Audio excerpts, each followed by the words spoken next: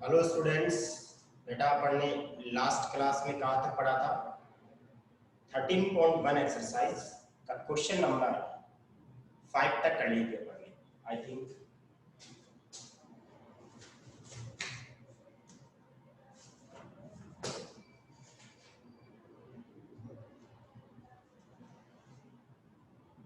Seven तक कर लिए।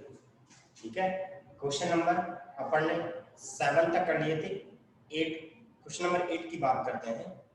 13.1 एक्सरसाइज का क्वेश्चन नंबर आपका जो 8 है वो देखिएगा।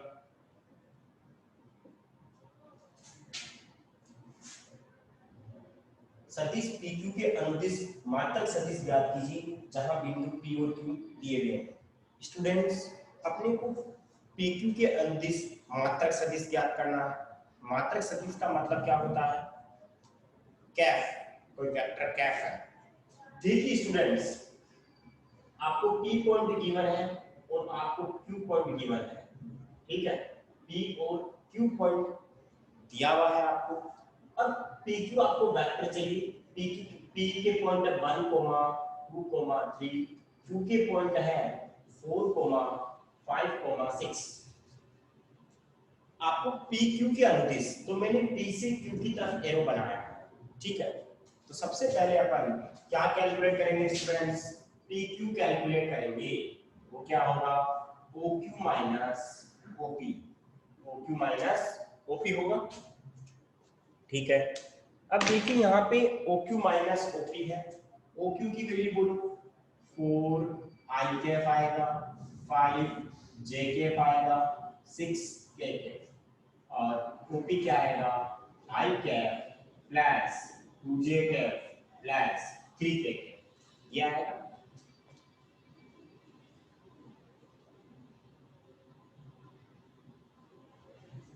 स्कूल कब स्टार्ट होगी ऑफलाइन? बेटा ये तो राम भरोसे है कब स्टार्ट होगी। वैसे सितंबर में क्लास स्टार्ट हो सकती है, लेकिन गारंटी नहीं। ठीक है, पंकज बोल रहा है स्कूल कब स्टार्ट होगी, सितंबर में हो सकती है, लेकिन गारंटी नहीं है।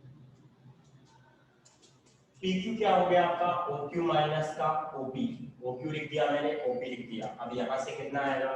3I Kaif, 3J Kaif, 3K Kaif. ये आपका क्या आ गया? PQ आ गया। अब PQ के अनुदिश सही स्टूडेंट्स, अपन ने क्वेश्चन नंबर लास्ट किया था, 7 वाला क्वेश्चन किया था, उसमें आपको C वेक्टर दिया हुआ था। क्या दिया हुआ था? C vector. ठीक है, उस C वेक्टर के अनुदिश आपको मात्रक सदिश चाहिए था। C वेक्टर और C वेक्टर के अनुदिश, तो आपने क्या लिखा था? C कैफ। क्या लिखा था? C cap equal to C का वेक्टर अपॉन C का मैग्नीट्यूड। इस वेक्टर के अनुदिश क्या था? C कैफ आएगा। मैं बोलूं A वेक्टर के अनुदिश A कैफ आएगा, B के अनुदिश B कैफ आएगा। ठीक है, ऐसे ही आपके पास PQ वेक्टर है, तो PQ वेक्टर के अनुदिश PQ कैफ आएगा। क्या मैं सही बोल रहा हूं स्टूडेंट्स? C के अनुदिश C कैफ, A के अनुदिश A कैफ, B के अनुदिश B कैफ, तो PQ के अनुदिश क्या आएगा? PQ के अनुदिश मात्रक सदिश PQ कैफ। तो PQ वेक्टर के अनुदिश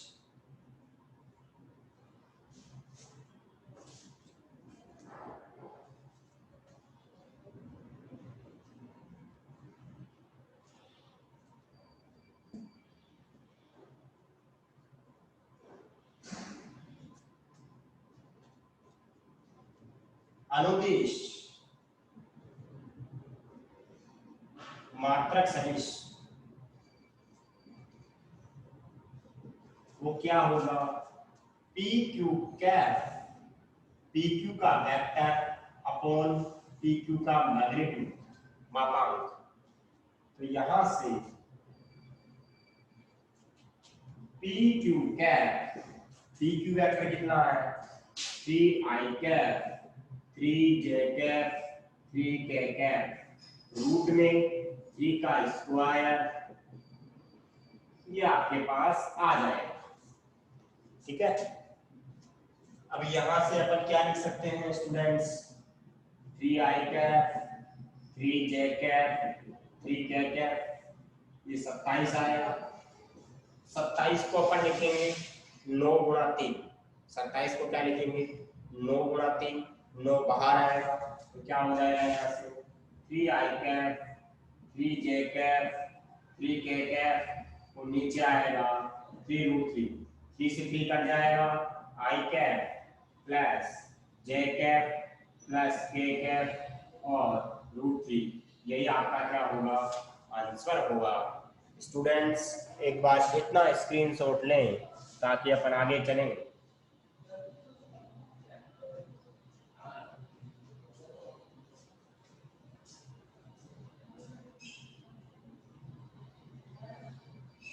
डन, ओके,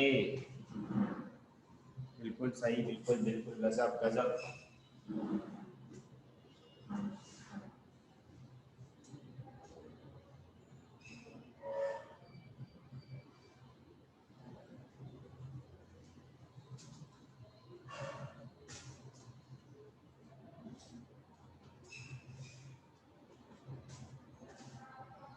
अगला क्वेश्चन है,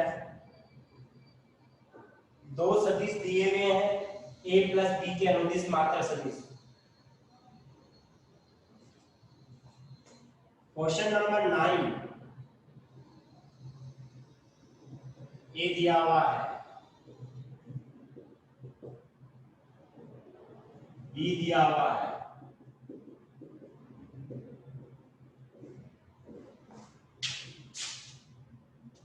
आपको a प्लस b के अनुदिश बताना है।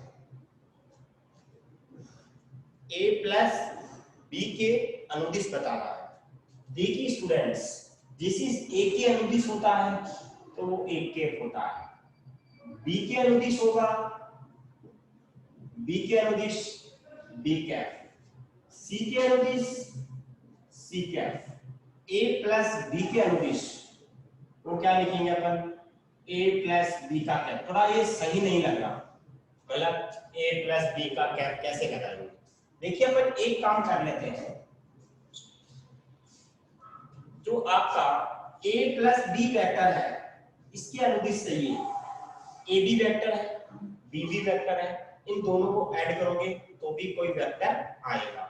a b वेक्टर है b b वेक्टर है, दोनों वेक्टर को आप ऐड करोगे वो भी एक वेक्टर आएगा, यानी कि a vector plus b vector. देखिए मान लीजिए मैं नया वेक्टर मान लेता हूं, उसको मान लिया मैंने c वेक्टर। इसका मतलब क्या हुआ, a प्लस b के अनुदिश सही है या फिर c के अनुदिश। बात एक रहेगी, a प्लस b के अनुदिश बोलो चाहे c के अनुदिश, c भी तो वही वेक्टर आएगा जो a प्लस b का सम होगा, योग होगा a और b का। मतलब इसके अनुदिश बोलो चाहे फिर इसके अनुदिश बोलो, जब इसके अनुदिश बोलेंगे तो क्या लिखेंगे c कैप। क्या बात समझ में आ गई। तो पहले अपन a प्लस b निकालेंगे, उसको c वेक्टर अज्यूम करेंगे, फिर उसके अनुदिश अपन क्या कर लेंगे डायरेक्शन मात्रक सदिश निकालेंगे। यहाँ पे देखिए स्टूडेंट्स, a प्लस b करेंगे तो क्या आ जाएगा 2i minus j plus 2k plus minus i cap j cap k cap, इनको सोल्व करेंगे तो i आ जाएगा, ये तो 0 हो गया और ये प्लस का k कैप आ गया। ठीक है, a प्लस b अपन मान लेंगे, माना c equal to a plus b। ठीक है, तो c की वैल्यू क्या आ जाएगी i प्लस j कैप। क्या बोलेंगे c वेक्टर के अनुदिश, अनुदिश मात्रक सदिश, वो क्या आ जाएगा c कैप, c का वेक्टर अपॉन c का मैग्नीट्यूड i प्लस j 1 का स्क्वायर प्लस 1 का स्क्वायर, i प्लस j 1 का स्क्वायर प्लस 1 का स्क्वायर, कितना हो जाएगा c cap i plus j और नीचे √2, यही क्या होगा इसका आंसर होगा। क्या बात समझ में आ गई क्या। कितना आ जाएगा ये √2 आ जाएगा। ठीक है, हाँ जी, क्वेश्चन नंबर 9 कंप्लीट। क्या ये समझ में आ गया 9 वाला क्वेश्चन? यस और नो बताइए मेरे को, यस और नो बताइए। ओके ओके, क्वेश्चन नंबर 10, सदिश 5i माइनस जे प्लस 2k के अनुदिश एक ऐसा सदिश ज्ञात कीजिए जिसका परिमाण 8 इकाई हो। Question number 10, question number 10। ठीक है, ऐसे छोटे छोटे क्वेश्चन एक एक नंबर में आ जाते हैं। 9वां क्वेश्चन है ये 1 नंबर में आ सकता है, इंपॉर्टेंट है। 10वां क्वेश्चन है वो इंपॉर्टेंट है। ठीक है, ऐसे क्वेश्चन आपके एक दो एग्जाम्पल भी है, वो एक एक नंबर में आ जाते हैं। तो यहाँ पे आपके पास 10वां क्वेश्चन में मैंने मान लिया ये वेक्टर दिया हुआ है, माना A vector equal to 5i cap minus J cap plus 2k cap. अब आपको ऐसे बोल रहा है कि ए के अनुदिश मतलब इस वेक्टर के अनुदिश आपको क्या करना है, सदिश ज्ञात करना है। आपको इकाई मैट्रिक्स को इकाई सदिश नहीं निकालना है, आपको मात्रक सदिश ज्ञात नहीं करना है। आपको ये बोला है कि इसके अनुदिश आपको एक सदिश बताना है। किसके अनुदिश? इस सदिश के अनुदिश आपको एक सदिश बताना है जिसका परिमाण 8 है और उसकी दिशा होगी वो इसके अनुदिश है। कहने का मतलब क्या हुआ कि आपको एक ऐसा सदिश बताना है जिसका परिमाण तो 8 है। परिमाण का मतलब मैग्नीट्यूड, मैग्नीट्यूड का मतलब मापांक, मापांक तो है 8, लेकिन जो दिशा है अनुदिश है वो इसकी दिशा में है। इसकी दिशा में है मतलब क्या हुआ, कौन बताएगा कि एक कोई सदिश है। कोई भी सदिश होता है उसमें उसका मैग्नीट्यूड होता है और उसकी डायरेक्शन होती है। मैग्नीट्यूड तो 8 है, डायरेक्शन इसको बता रहा है। इसका मतलब क्या हुआ, इस डायरेक्शन का मतलब क्या हुआ, क्या चीज कैलकुलेट करना पड़ेगा यहां से। अगर इसकी दिशा में कोई वेक्टर है तो क्या कैलकुलेट करना पड़ेगा, आंसर बताइए इसका, क्या कैलकुलेट करना पड़ेगा।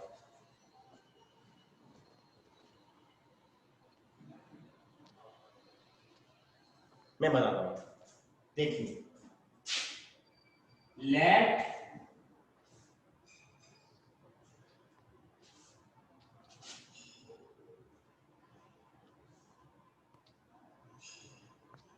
माना, ठीक है,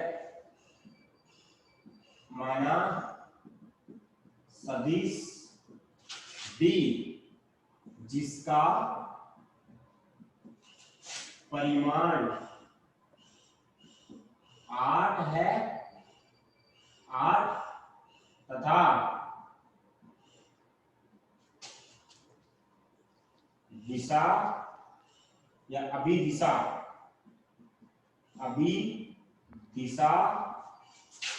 ए सदिश के अनुदिश है। मान लिया,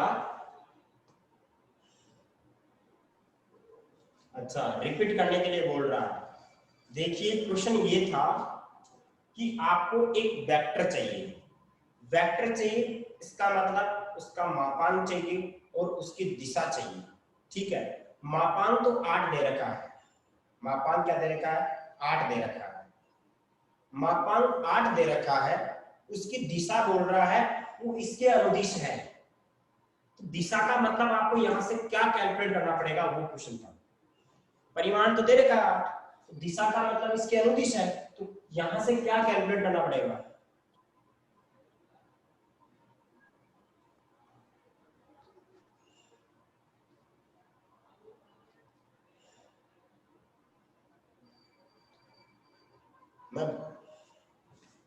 एक्स वाई जेड नहीं नहीं नहीं, माना सदिश बी, जो आपको सदिश चाहिए उसको मैंने क्या मान लिया, b।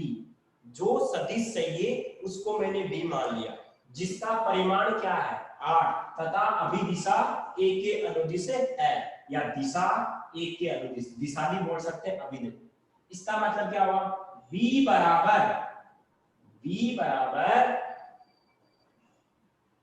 8 और यहाँ पे क्या हो जाएगा, a के अनुदिश है a के, क्या मैंने सही बोला क्या, अरे बोलो, इस a के अनुदिश है तो a के फायदा नहीं आएगा।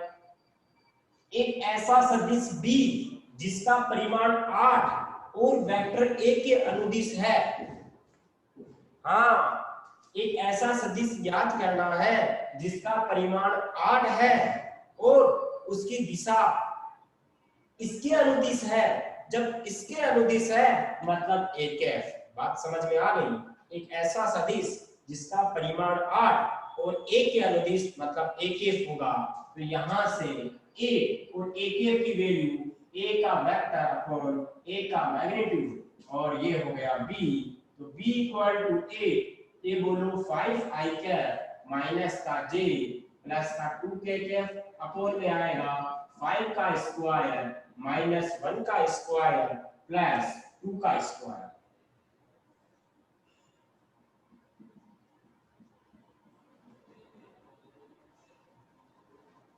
यहां से जो b की वैल्यू आएगी वो आपका आंसर हो जाएगा। यहां से b वेक्टर क्या आ जाएगा बताइए, 8 5i cap minus j plus का 2k कैप अपॉन में 25 और ये रूट में 30 आ जाएगा। ठीक है, तो आंसर विल बी दिस। समझ में आ गया, यस और नो, बोलो क्या ये समझ में आ गया क्या? यस सर, ओके, स्क्रीनशॉट ले लिया, डन।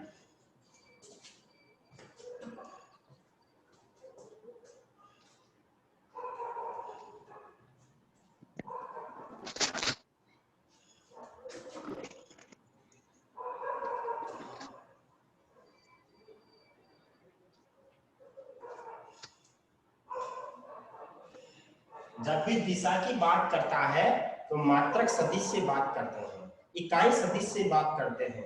अभी दिशा, दिशा, अनुदिश तो अपन कैप की बात करते हैं, A cap, B cap, C cap जो भी होगा। प्रश्न नंबर 11, दर्शाइए कि दो सदिश संरेखीय है क्या। क्वेश्चन नंबर जो आपका 11वां है उसमें मैंने 2 माइनस का 3j 4k मान लिया, पहले वाले को a 2i माइनस का 3j प्लस का 4k तथा दूसरे वाले को b मान लिया माइनस का 4i के प्लस का 6j के माइनस का 8k के। ठीक है, अगर मैं यहां पे बात करूं b इक्वल टू, इन दोनों को मैं आपको बताना है कि ये संरेखीय है क्या। संरेखीय का मतलब होता है कोलिनियर। क्या होते हैं? कोलिनियर। स्टूडेंट्स, संरेखीय का मतलब होता है कोलिनियर्स। क्या होते हैं? कोलिनियर्स। तो यहाँ पे b आपका ये आ गया। अब इसमें क्या कॉमन आ रहा है? अगर मैं बात करूं माइनस का 2 कॉमन ले लूं तो 2i कैप माइनस का 3j कैप प्लस का 4k कैप। अब किसी के माइंड में क्वेश्चन बन रहा होगा, सर आपने माइनस का 2 कॉमन क्यों लिया? 2 भी तो कॉमन ले सकते हैं। अरे 2 भी कॉमन ले सकते हैं, लेकिन मैं b का रिलेशन a की टर्म्स में बता रहा हूं, यानी कि b इक्वल टू, क्या मैं इसको -2 और क्या इस पूरे वेक्टर को a वेक्टर लिख सकता हूं? यस और no? b equal to minus का 2 लिख सकता हूं। अब देखिए, कहने का मतलब ये हुआ, अगर मैं बात करूं एक b वेक्टर है और एक a वेक्टर है। जैसे मान लीजिए आपका ये b वेक्टर ये है, नहीं ये नहीं,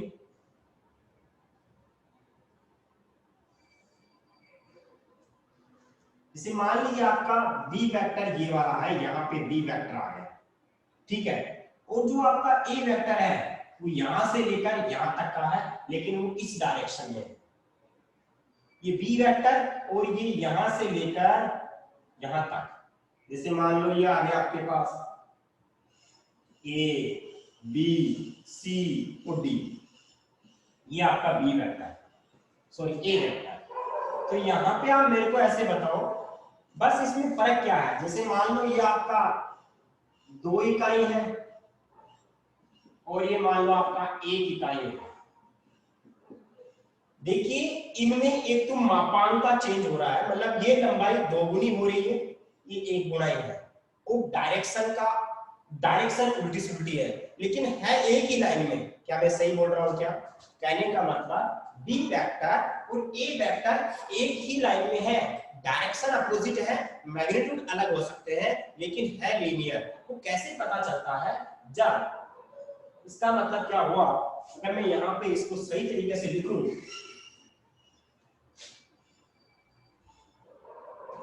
मैं यहां लिख सकता हूं, यदि ए तथा बी संरेख हो तो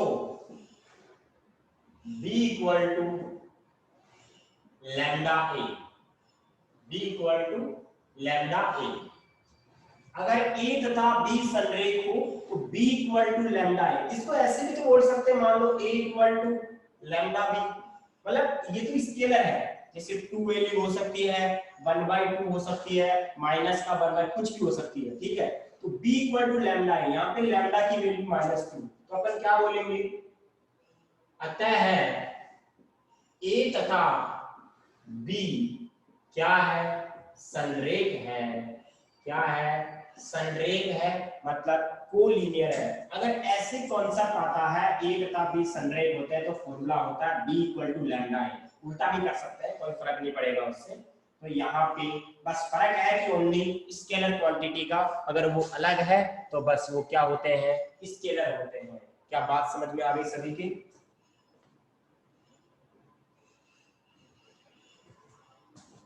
क्वेश्चन नंबर 12, P और Q पॉइंट दिए हुए हैं।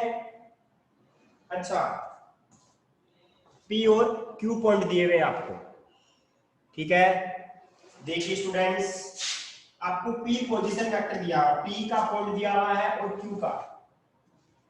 देखिए P का पोजीशन वेक्टर भी दिया हुआ है i के प्लस का 2j कैप, और जो Q पॉइंट है वो दिया हुआ है माइनस का i प्लस का j प्लस का k कैप। और मान लीजिए कोई पॉइंट है r और उसका स्थिति सदिश है मान लीजिए r small r। Students, P बिंदु है, उसका स्थिति सदिश ये है, Q बिंदु है। जो ब्रैकेट में होते हैं ना, बिंदु हो चाहे कोई सदिश हो, वो स्थिति सदिश को रिप्रेजेंट करेगा। कैसे? अगर 1, 2, -1 होता तो स्थिति सदिश i 2j माइनस का, यहाँ पे -1, 1, 1 होता तो स्थिति सदिश -1, 1, 1। कहने का मतलब P और Q, यहाँ पे दो P और Q के स्थिति सदिश दे रखे हैं, एक बीच में कोई R है, जो बिंदु 2:1 में अंतः विभाजन और बाह्य विभाजन के लिए आपको R सदिश ज्ञात करना है। तो स्टूडेंट्स, लिखने का तरीका क्या होगा? अपन देखिए कैसे लिखेंगे इसको।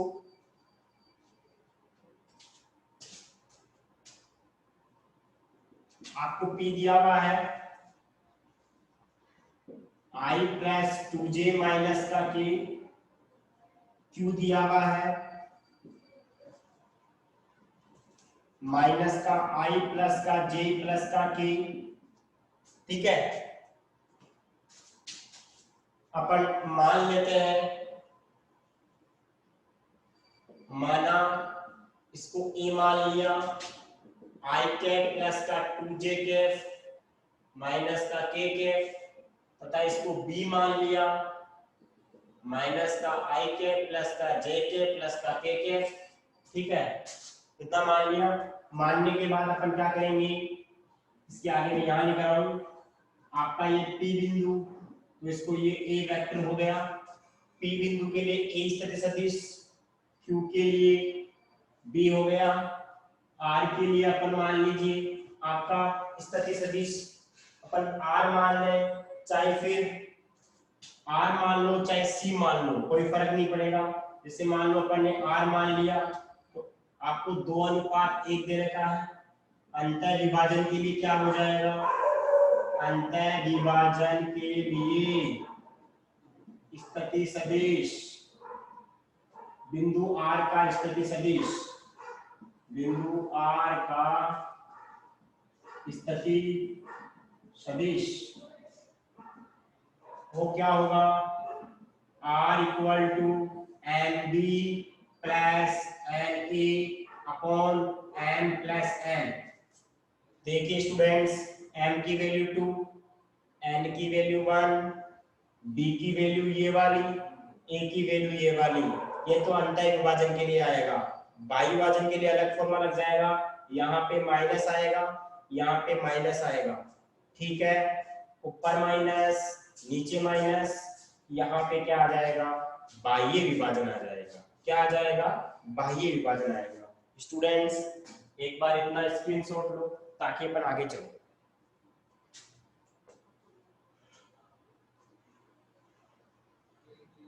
पूजा पाठ करके आ गए।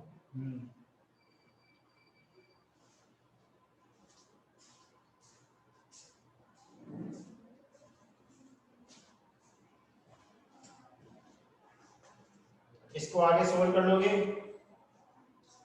अरे इसको आगे सोल्व कर लोगे आर को, यस और नो। आगे सोल्व कर सकते हो क्या, आर निकाल सकते हो क्या यहाँ पे,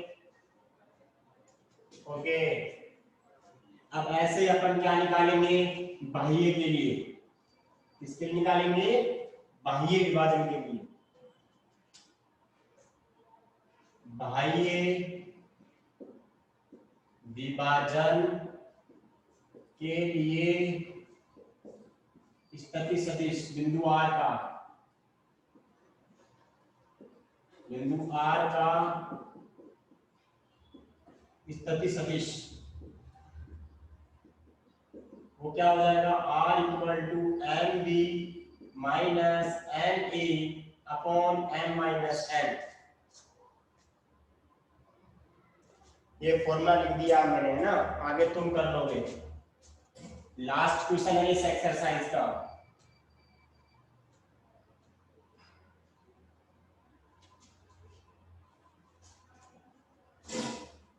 नहीं लास्ट नहीं है, 2 है।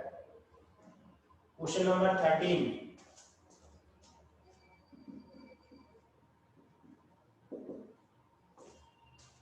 दो बिंदुओं को मिलाने वाले सदिश का मध्य बिंदु। सिंपल हो गया है। तो आपको 2 बिंदु दे रखे हैं, बिंदु P 2,3,4, Q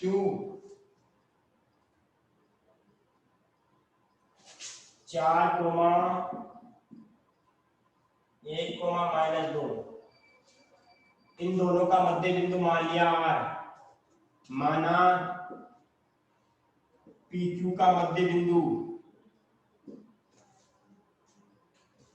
ठीक है। जैसे मान लीजिए आपके पास डायरेक्शन P से Q है, तो PQ का मध्य बिंदु R है, ठीक है। तो यहाँ पे अपन बात करें, आपके पास इस OR यानी कि इसका मतलब क्या हुआ, R का स्थिति सदिश।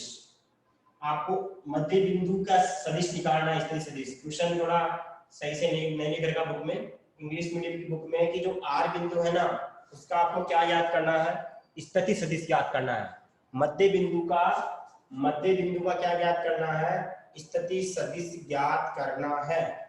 मध्य बिंदु का स्थिति सदिश ज्ञात करना है, ठीक है। मध्य बिंदु का स्थिति सदिश ज्ञात करना है। तो यहाँ पे क्या हो जाएगा, OP plus OQ upon 2। OP का मतलब 2i cap, 3j cap, 4k Kaif. OQ का मतलब 4ij आ जाएगा। यहाँ पे OR कितना आ जाएगा, 2i cap, 3j cap, 4k cap plus 4i cap plus j cap minus का 2k कैप। ठीक है,